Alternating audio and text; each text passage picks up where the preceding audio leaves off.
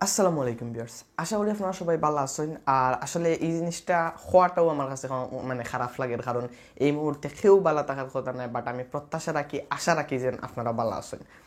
তো আজকে আমি ভিডিওটা আসলে একবারে সম্পূর্ণ ভিন্ন রূপে ভিন্ন রকমের একটা ভিডিও বানাই যেরকম, কারণটা হইল গিয়া যে আমরা গত কয়েকদিন থেকে কয়েকটা নিউজ দেখি আমার খুবই বেশি কষ্ট লাগছে।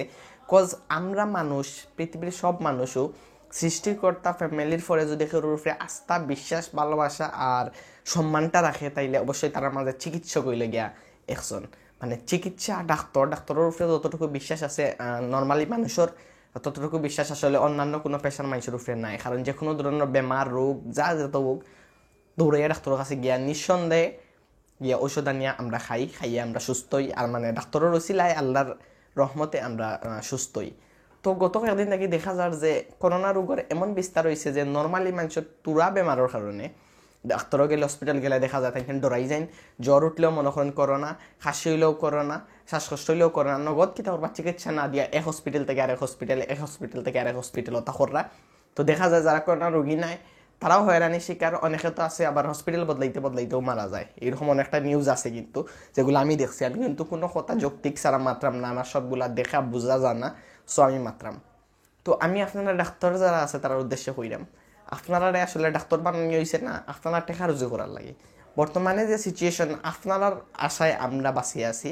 সো আপনারা আমরা চিকিৎসা দিতাম, আপনার চিকিৎসাটা ফাইতাম, আমরা সুস্থ হইতাম। কিন্তু আপনারা কিছু কিছু স্বার্থপর ডাক্তার আছে যারা বর্তমানে চেম্বার বন্ধ, হসপিটালও যাইয়া না, আপনারা নিজে নিজে গড়ে বইতাছেন।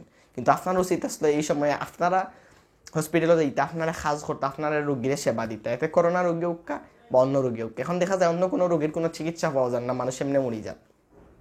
আপনার শুধু কিতার টেকা রুজু করার লাগিয়া ডাক্তার হয়েছেন না, আমরা সেবা দেওয়ার লাগে আপনারা ডাক্তার হয়েছেন না। আরেকটা কথা, এখন এই কথা লাগলে ডাক্তার যারা আছেন আমার ভিডিওটা দেখিয়া আমার খুব বেশি গেলেই পান না, জাস্ট কয়েকজন ডাক্তারের লাগে সারা ডাক্তারের অবশ্যই দোষা যায় না। এই মুহূর্তে এই অবস্থায়, ইতালির যে অবস্থা, বাংলাদেশের যে অবস্থা, মানে এই অবস্থা কত ডাক্তার হল যেন ফ্যামিলি গড় মায়া সপ্তাহ সারিয়া এখন চিকিৎসা দিলাম মাইসরে নিজর মানে সারিয়া তান্তানে আসলে আমি স্যালুট জানাইতাম চাই। কারণ তাইন এই পরিস্থিতি অতটা বুঝিও তাই নিজের লাইফ বিসর্জন দিয়া তাইন মূলত লেগে আমরা ট্রিটমেন্ট করা।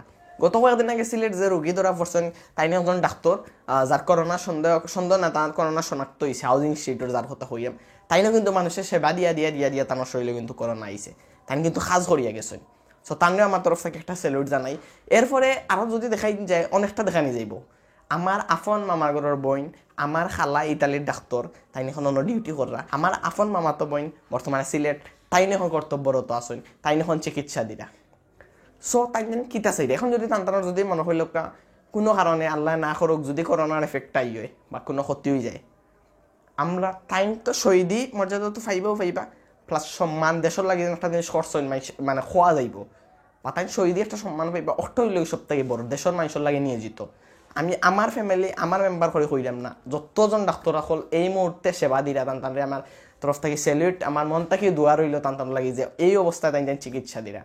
আর যারা যারা চিকিৎসা দিরা না, আপনারা স্বার্থ অনুযায়ী এখন লুকাইয়ার বই দিয়েছেন, সময় মতন আপনারা আইবা বেতন নিবা, হসপিটাল থেকে সময় মতন আপনারা ইয়া ডিউটি করবা, বাট এখন করে এই সময় আপনারা আইয়েন। সো তারার উদ্দেশ্যে আমরা দেশের প্রধানমন্ত্রী আজকে আমি একটা ভিডিও দেখছি, ভিডিওর মাঝে তাই কইছেন যে যারা যারা বর্তমানে সময় মতো আপনারা ডিউটি যাইরা না, জব যাইরা না, তারা লিস্ট আমি করলাম, তারা সপ্তাহ আমি দেখলাম। পরবর্তীতে আমরা যদি ডাক্তারের দরকার, অবশ্যই আমরা ডাক্তার দরকার হলে আমরা বাইরে থেকে ডাক্তার আনবো। কিন্তু আপনারা যে এই বর্তমান অবস্থায় যে আপনারা যে মন মানসিকতা আপনারা বদলানি উচিত আসলো, আপনারা এই মুহূর্তে দেশের মানুষের লাগে কাম করা উচিত আসলো। সো আপনারা লিস্টর আপনারা আমি দেখবো। সো এই ব্যাপারে এখন আপনারা আমরা প্রধানমন্ত্রীর মুখ থেকে যে বক্তৃতা আসলো, বক্তৃতার ক্লিপটা দেখে দেন আমি বিস্তারিত মাত্রাম। জীবনের ঝুঁকি নিয়ে চিকিৎসক, নার্স সহ হাসপাতালগুলোতে যারা কাজ করছেন তাদের কৃতজ্ঞতা জানান প্রধানমন্ত্রী।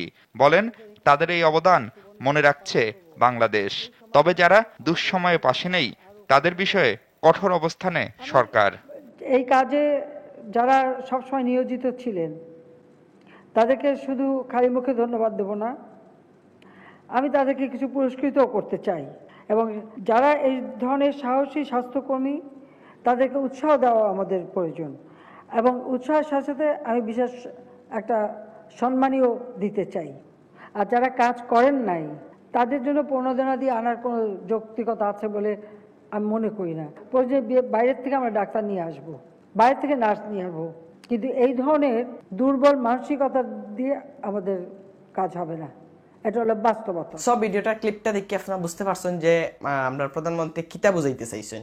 সো আমার কাছে আপনার কাছে রিকোয়েস্ট রইল, যারা যারা ডাক্তার এখন আমার ভিডিওটা দেখরা বা যারা আত্মীয় স্বজন ডাক্তার আছেন যারা এখন ডিউটি করা না, আচ্ছা রিকোয়েস্ট রইল, ঠিক আছে আপনার লাইফ অবশ্যই অবশ্যই নিজের জান বাঁচানি ফরজ, আপনার লাইফটাও ইম্পর্টেন্ট, আপনার ফ্যামিলি লাগে আপনার লাইফটা ইম্পর্টেন্ট, বাট আপনারা পর্যাপ্ত পরিমাণ যেটা যেটা লাগে মাস্ক গ্লাভস পিপি যা যেটা লাগে সব কিছু ইউজ করি আপনারা চেষ্টা করুক এই মুহূর্তে আমরা মানুষের কাছে দাঁড়ানোর।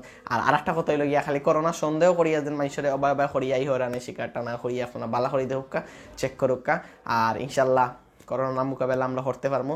আর সবাই দোয়া করবা, সব ঘরে থাকবা, সেফে থাকবা, হেফাজতে থাকবা, আর অবশ্যই অবশ্যই সরকারের আইন অনুযায়ী থাকবা। আর মসজিদ বিষয়ে তো আমি আর জনিস ব্লগ চ্যানেলে একটা ভিডিও আপলোড দিছি, চেক করি আইবা। সব ভালো থাকবা, সুস্থ থাকবা।